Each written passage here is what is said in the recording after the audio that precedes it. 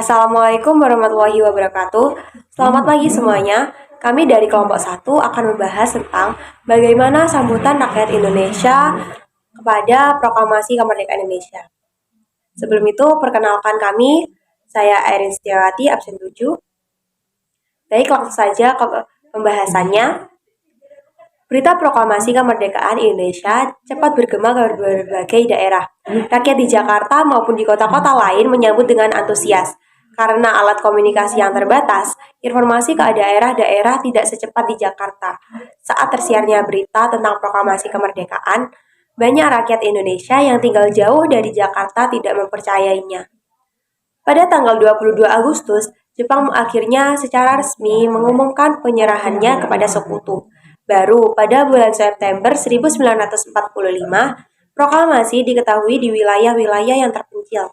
Keempat penguasa kerajaan yang ada di Jawa Tengah menyatakan dukungan mereka kepada Republik, yaitu Yogyakarta, Surakarta, Pakualaman, dan Mangkunegaran. Saya Rifki Ramadhani, absen 22. Euforia revolusi segera mulai melanda negeri ini, khususnya kaum muda yang merespon kegairahan dan tantangan kemerdekaan. Para komandan pasukan Jepang di daerah-daerah sering kali meninggalkan wilayah perkotaan dan menarik mundur pasukan ke daerah pinggiran guna menghindari konfrontasi. Banyak yang bijaksana memperbolehkan pemuda-pemuda Indonesia memperoleh senjata. Antara tanggal 3 sampai 11 September, para pemuda di Jakarta mengambil alih kekuasaan atas stasiun-stasiun kereta api, sistem listrik, dan stasiun pemancar radio tanpa mendapat perlawanan dari pihak Jepang. Pada akhir bulan September, instalasi-instalasi penting di Yogyakarta, Surakarta, Malang, dan Bandung juga sudah berada di tangan para pemuda Indonesia. Selain itu, juga terlihat adanya semangat revolusi di dalam kesusastraan dan kesenian. Surat-surat kabar dan majalah Republik bermunculan di berbagai daerah, terutama di Jakarta, Yogyakarta, dan Surakarta. Aktivitas kelompok sastrawan yang bermakna Angkatan 45 mengalami masa puncaknya pada zaman revolusi. Lukisan-lukisan modern juga mulai berkembang pesat di era revolusi. Saya Tia Muhayati, absen 33. Banyak pemuda bergabung dengan badan-badan perjuangan di Sumatera. Mereka benar-benar memonopoli kekuasaan revolusioner karena jumlah pemimpin nasionalis yang sudah mapan di sana hanya segelintir. Mereka ragu terhadap apa yang akan dilakukan. Para mantan prajurit PETA dan Heiho membentuk kelompok-kelompok yang paling disiplin. Laskar Masyumi dan Barisan Hizbullah menerima banyak pejuang baru dan ikut bergabung dalam kelompok-kelompok bersenjata Islam yang lainnya, yang umumnya disebut Barisan Sabilillah, yang kebanyakan dipimpin oleh para kiai. Kemudian, proklamasi kemerdekaan akan disebarluaskan melalui radio, tetapi Jepang menentang upaya penyiaran tersebut dan malah memerintahkan agar para penyiar meralat berita proklamasi sebagai sesuatu keliruan. Tampaknya para penyiar tetap tidak mau memenuhi seruan pihak Jepang. Oleh karena itu, pada tanggal 20 Agustus 1945, pemancarnya disegel dan para pegawainya dilarang masuk.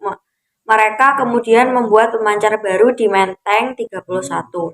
Di samping melalui siaran radio, para wartawan juga menyebarluaskan berita proklamasi melalui media cetak seperti surat kabar, selebaran, dan penerbitan-penerbitan yang lain.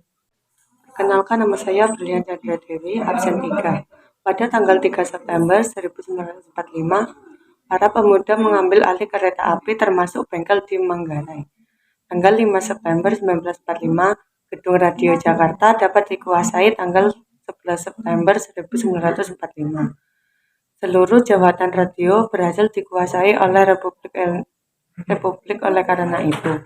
Tanggal 11 September dijadikan hari lahir Radio Republik Indonesia RRI. Para pemuda memprakarsai diadakannya rapat raksasa di lapangan Ikada, yang sekarang disebut Monas. Rapat yang digagas oleh para pemuda dan mahasiswa yang bergabung dalam Kesatuan Front Aksi. untuk melakukan rapat raksasa di lapangan Ikada yang semula digagas tanggal 17 September 1945 mundur menjadi 19 September 1945. Presiden Soekarno sudah dihubungi dan bersedia akan menyampaikan pidato di dalam rapat raksasa pada tanggal 19 September 1945. Sejak pagi, rakyat Jakarta sudah mulai berdatangan dan memenuhi lapangan Ikada rapat untuk memperingati sebuah kemerdekaan Indonesia. Saya Evi Puji Lestari, absen 8. Bermula dari ketidakpuasan rakyat terhadap sikap Jepang yang belum juga mengakui negara Republik Indonesia, dan bahkan Jepang malah mempertahankan status quo-nya dengan mengatasnamakan sekutu, kondisi itu mendorong rakyat Indonesia yang baru saja merdeka untuk segera membentuk pemerintah yang baru dan mengambil langkah-langkah nyata. Ketidakpuasan rakyat semakin bertambah ketika mengetahui pendaratan pasukan sekutu di bawah pimpinan Mayor Gen Halk di Kemayoran pada 8 September 1945. Rakyat dari berbagai penjuru dengan tertib berdatangan ke lapangan Ikada dengan membawa poster dan bendera merah putih. Mereka menuntut kebulatan tekad untuk mengisi kemerdekaan Indonesia. Mereka juga bertekad untuk menunjukkan pada dunia internasional bahwa kemerdekaan Indonesia bukan atas bantuan Jepang, tetapi merupakan tekad seluruh rakyat Indonesia. Melihat tekad rakyat yang menggelora dan tidak dapat dihalangi meskipun oleh tentara Jepang sekalipun, pemerintah terdorong untuk mengadakan sidang kabinet. Setelah itu, diputuskan Presiden Soekarno dan Muhammad Hatta dan Perdana Menteri untuk datang ke lapangan Ikada. Pada kesempatan itu, Soekarno menyampaikan pidatonya yang disambut dengan gegap gempita oleh rakyat.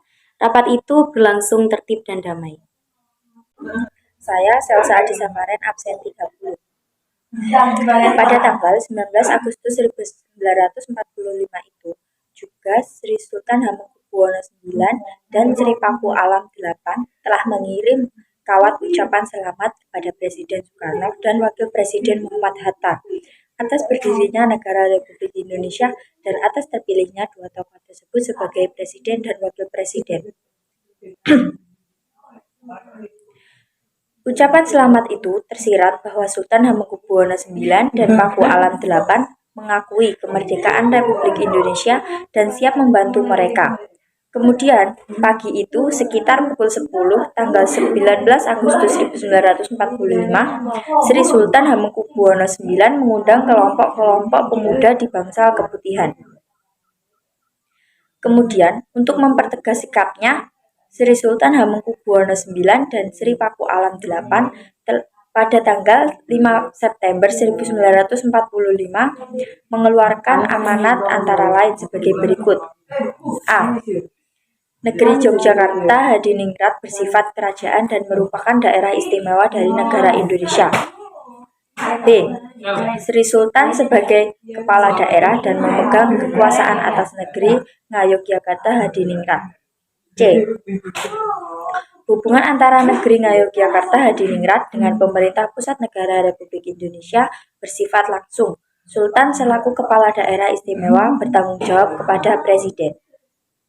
Assalamualaikum warahmatullahi wabarakatuh. Saya Faikut Nabila, absen 9. Amanat Sri Paku Alam 7 sama dengan amanat Sri Sultan Hamengkubuwono 9. Hanya saja kata Sri Sultan diganti dengan Sri Paku Alam 8 dan negeri Ngayogyakarta Hadiningrat diganti dengan negeri Paku Alam. Sementara di Surabaya memasuki bulan September 1945 terjadi gerakan perebukan senjata di gudang dan Basko Rakyat Surabaya, juga merebut markas pertahanan Jepang di Jawa Timur serta pangkalan angkatan laut di ujung, sekaligus merebut pabrik-pabrik yang terbesar di sana. Orang-orang Inggris dan Belanda yang sebagian telah datang langsung berhubungan dengan Jepang. Mereka menginap di Hotel Yamato dan Hotel Oranye. Pada zaman Belanda, pada tanggal 19 September 1945, seorang bernama Polman dibantu kawan-kawannya mengibarkan bendera merah putih biru di atas Hotel Yamato. Presiden Sudirman mengetahui itu. dan memberikan konfirmasi kepada teman-temannya untuk segera menurunkan bendera tersebut. Peringatan itu tidak mendapat tanggapan. Hal ini telah mendorong kemarahan para pemuda Surabaya. Para pemuda Surabaya kemudian menyerbu Hotel Yamato.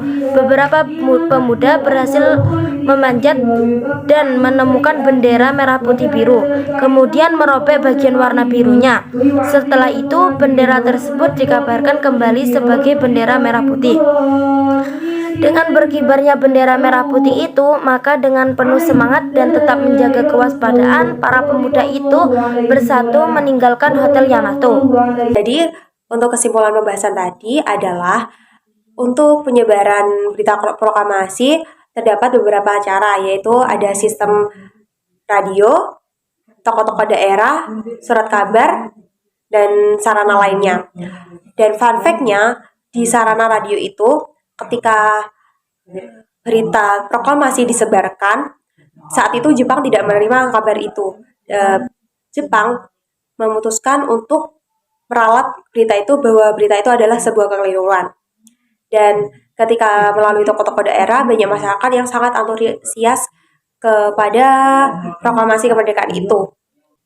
Dan juga ada surat kabar, yaitu yang bisa diterbitkan melalui surat kabar Cahaya dan Suara Asia.